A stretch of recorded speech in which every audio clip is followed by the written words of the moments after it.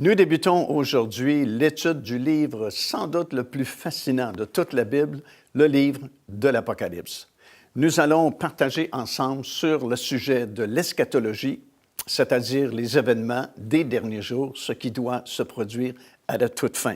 Pour certaines personnes, le livre de l'Apocalypse inspire la crainte, la peur, mais vous savez, c'est bien le contraire, puisqu'il y a une bénédiction spéciale attachée à la lecture de ce dernier livre-là de la Bible. C'est dans le premier chapitre, déjà dans le 3e verset, que nous lisons ces paroles. « Heureux celui qui lit et qui entend la parole de la prophétie et qui garde les choses qui y sont écrites. » Alors, bien au contraire, c'est une bénédiction de connaître, d'entendre la parole de la prophétie concernant le retour du Seigneur Jésus-Christ sur cette terre. Non seulement c'est une bénédiction de lire ce livre-là et d'entendre la parole de la prophétie, mais il y a une couronne de justice réservée pour ceux qui auront aimé son avènement.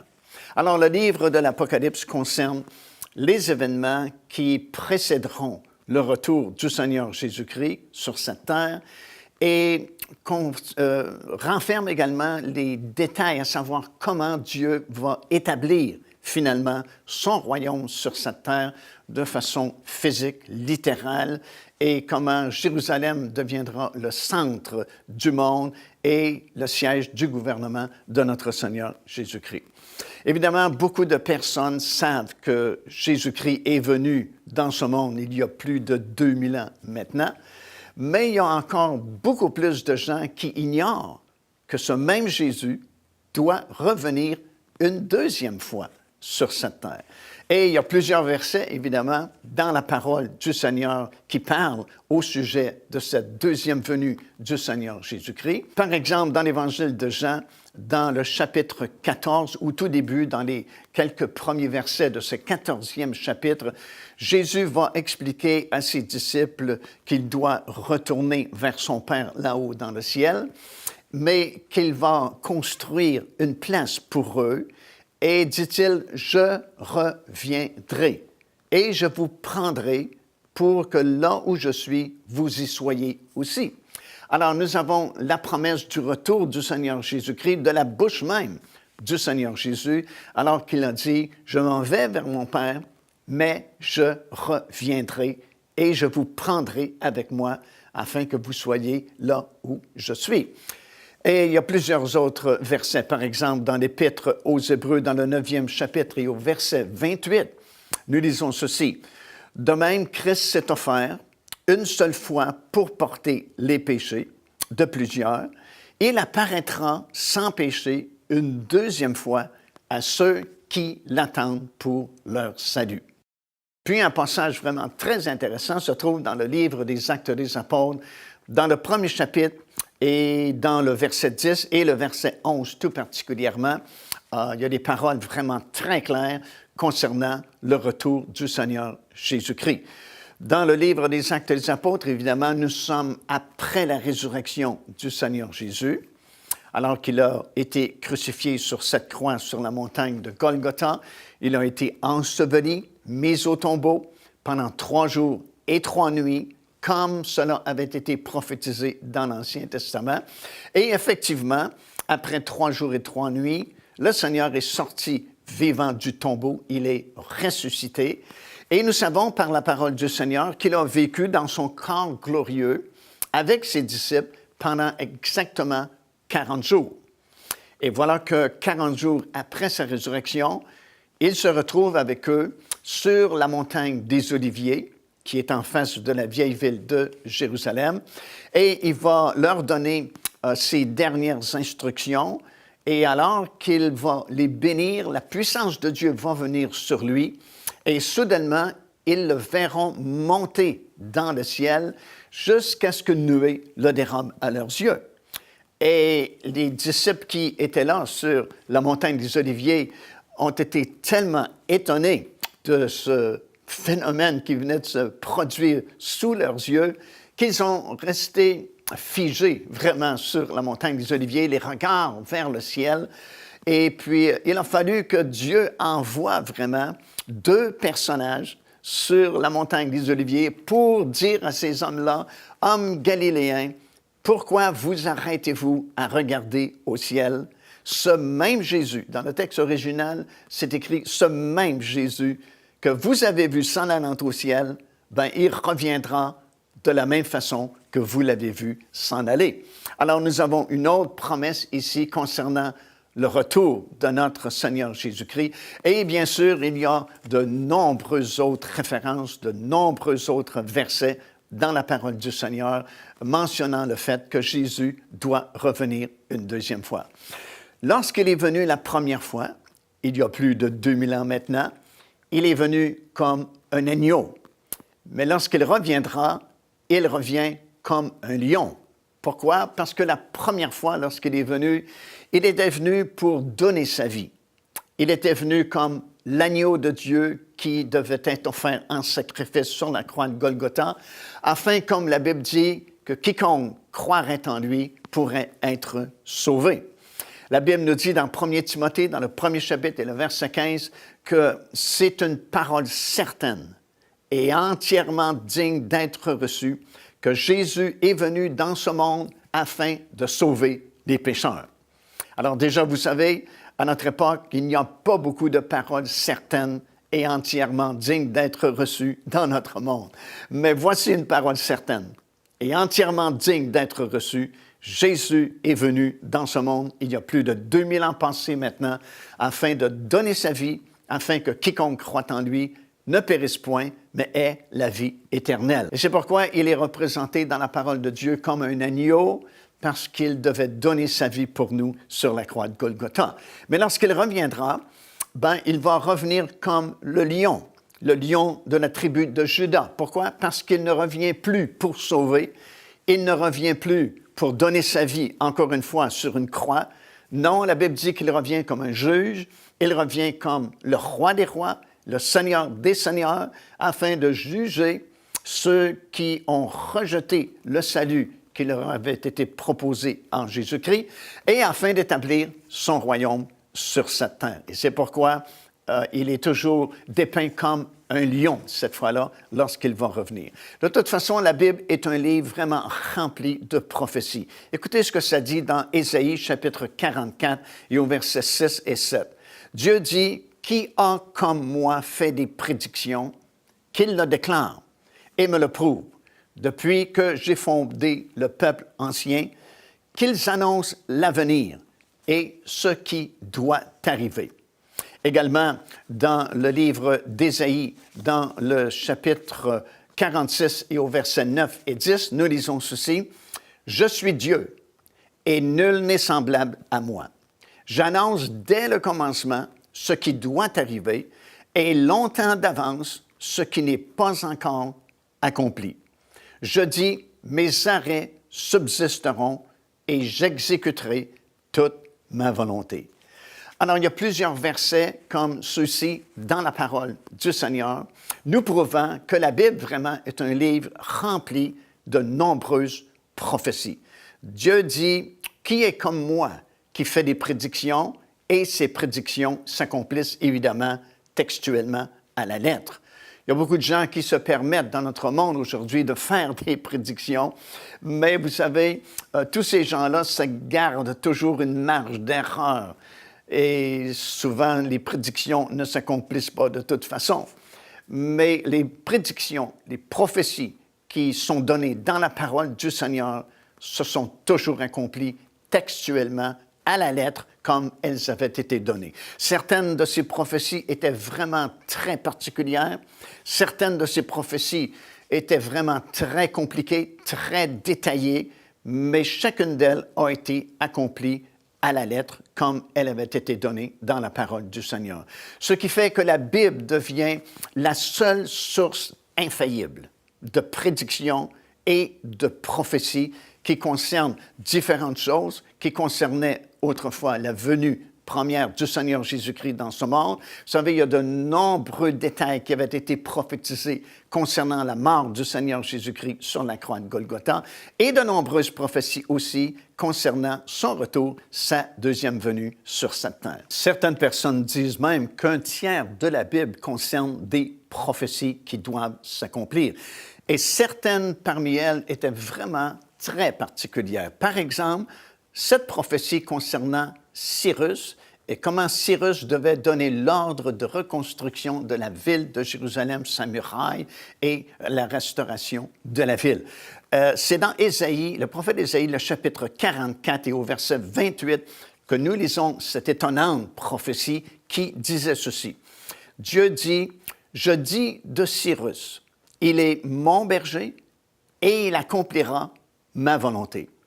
Et il dira de Jérusalem qu'elle soit rebâtie et du temple qu'il soit fondé. » Voilà une prophétie vraiment très particulière, puisqu'au moment où Dieu va donner cette parole, Cyrus n'existe même pas. En effet, il va naître à peu près 250 ans plus tard, après que cette prophétie a été donnée dans la parole du Seigneur. Dieu dit, je dis à Cyrus, écoutez, le type n'existe même pas. Il n'est pas encore né sur cette planète, mais Dieu sait d'avance qu'il naîtra un jour.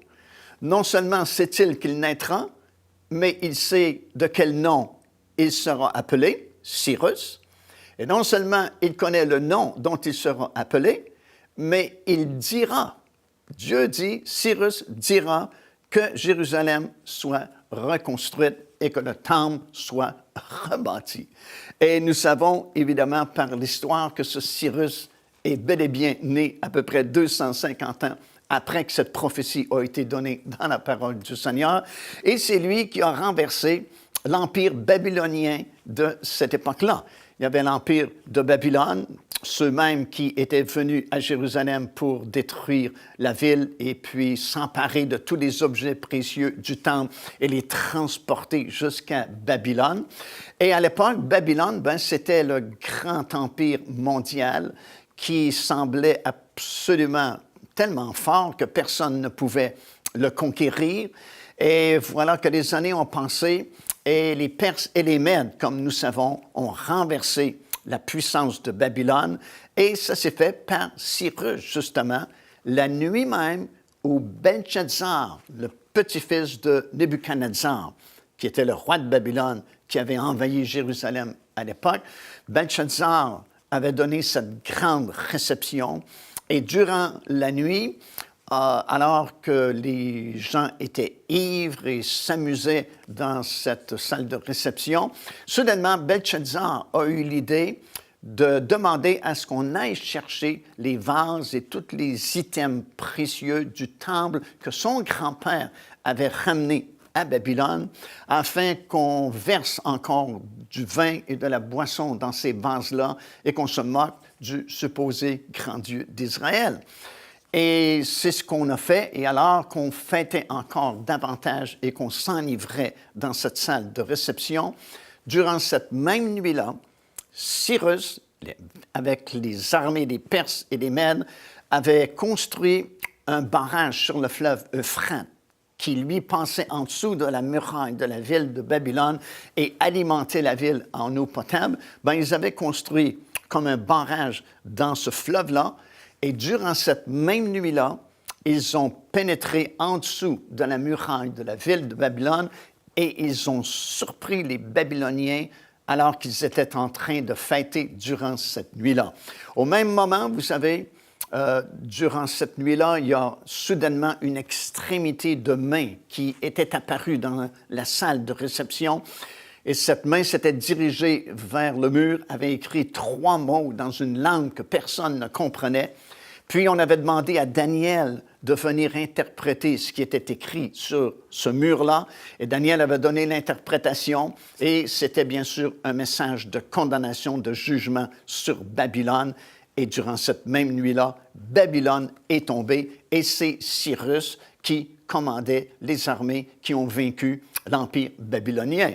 Et on dit que, et c'est Joseph Flavius qui dit dans ses écrits, cet historien juif, comme nous savons, que Daniel a pu montrer à Cyrus le rouleau du livre du prophète Isaïe, dans lequel son nom était déjà inscrit avant même qu'il naisse, et comment Cyrus devait donner l'ordre de reconstruction du temple et de la ville de Jérusalem. Alors voilà une prophétie vraiment exceptionnelle, vraiment très intéressante, puisque ces choses se sont accomplies telles que ça avait été prophétisé. Il y a de nombreuses autres prophéties dans la parole du Seigneur qui, elles aussi, ont été accomplies exactement comme elles avaient été données.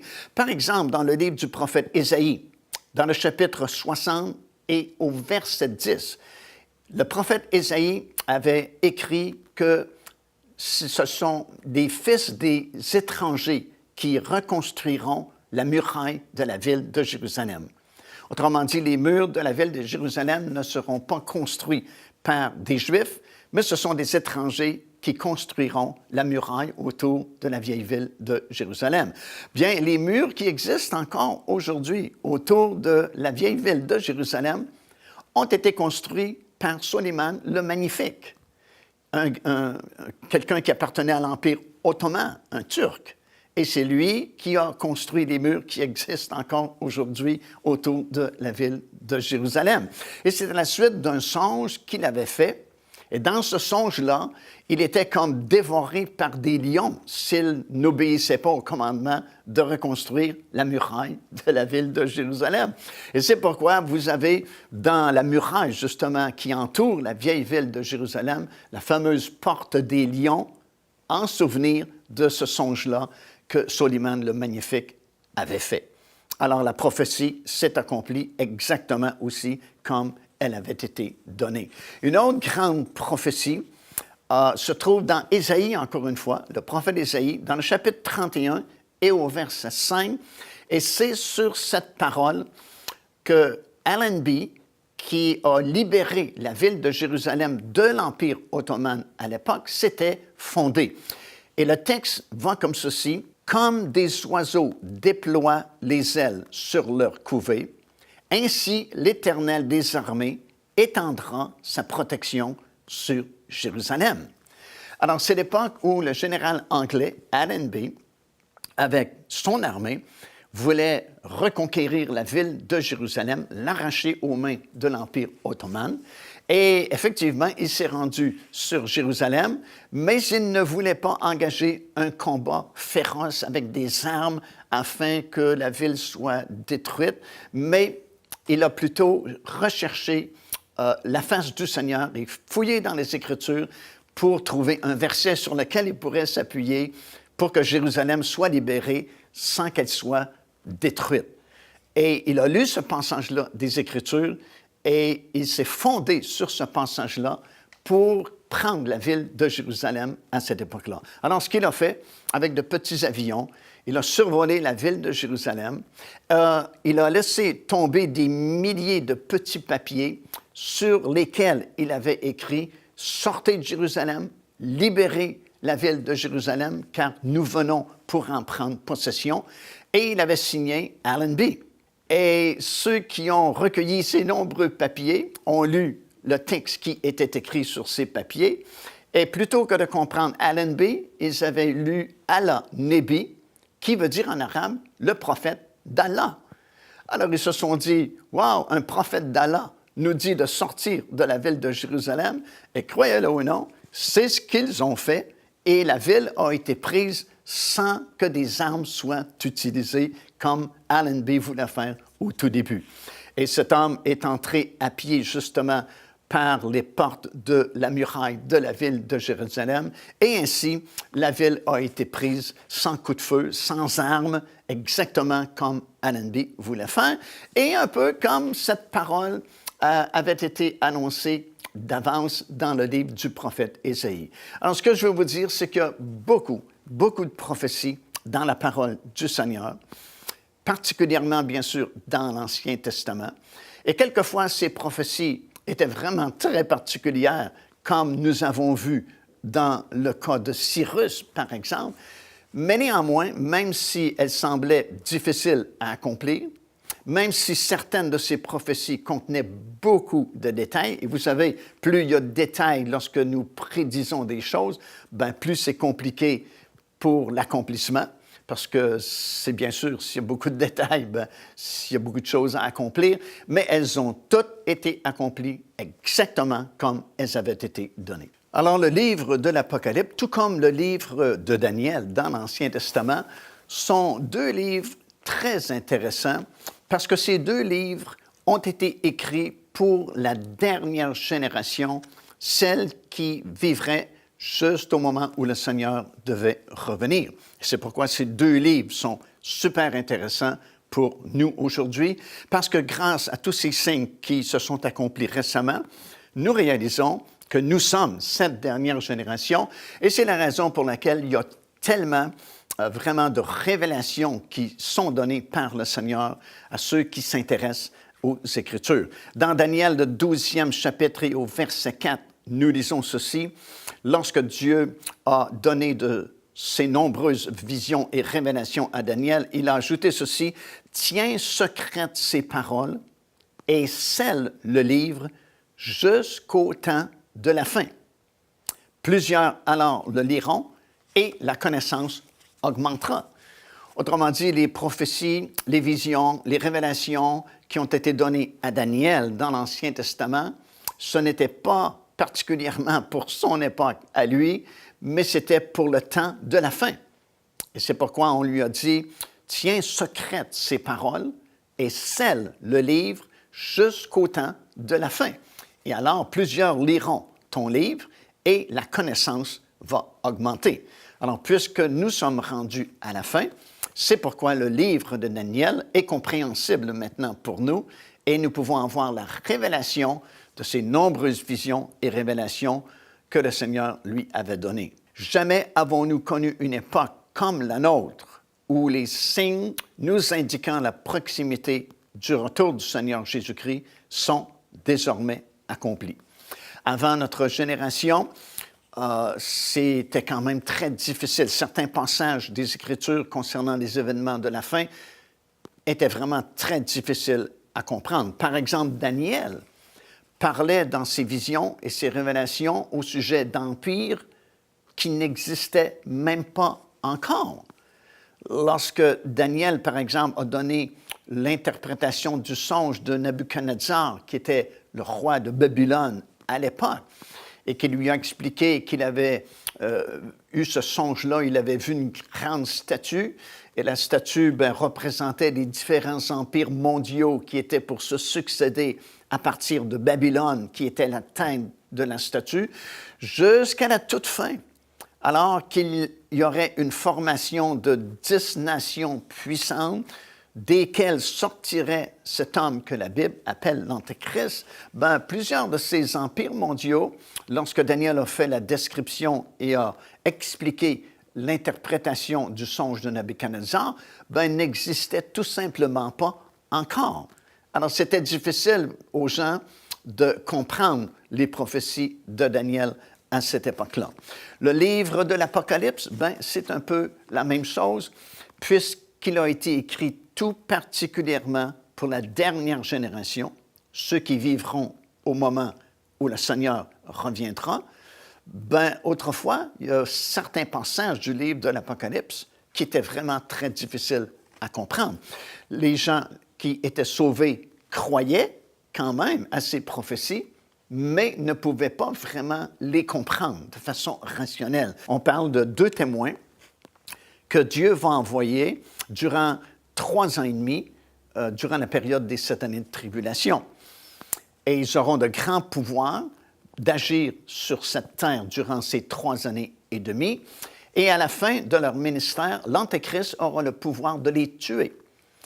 Et non seulement va-t-il les tuer, mais ils n'auront pas de sépulture honorable puisque l'Antéchrist va laisser leurs cadavres pendant 3 jours et demi exposés au grand public sur la place de la ville. La place de la ville est une ancienne expression hébraïque qui indiquait le portique de l'autre côté de la porte dorée. Alors, pendant 3 jours et demi seulement, leurs cadavres seront exposés au public sans sépulture à cet endroit-là. Et la Bible ajoutait ceci, les gens du monde entier, des différentes nations qui composent notre monde, pourront les voir. Alors aujourd'hui, on comprend très bien, grâce aux satellites, on peut aller chercher n'importe quelle image partout sur cette planète, voir des choses à l'autre bout du monde qui se passent et on peut les voir en direct sur l'écran de notre ordinateur ou de notre téléviseur.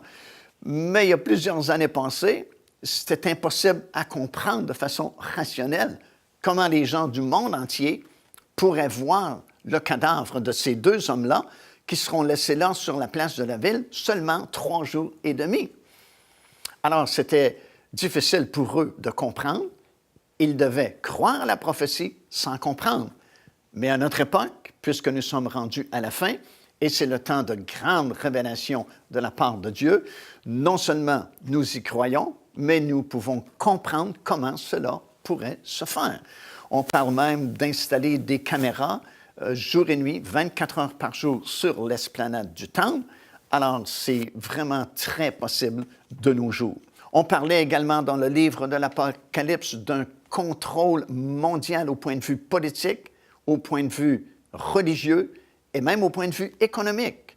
Si bien que la Bible avait prédit que dans les derniers jours, durant le règne justement de l'Antéchrist, personne sur la planète ne pouvait acheter ni vendre sans avoir la marque du gouvernement mondial, sans avoir un numéro d'identification par lequel il pouvait faire les transactions financières et commerciales. Il y a plusieurs années, c'était difficile aussi à comprendre comment un seul gouvernement mondial pouvait contrôler les allées et venues des gens, contrôler les transactions commerciales et économiques.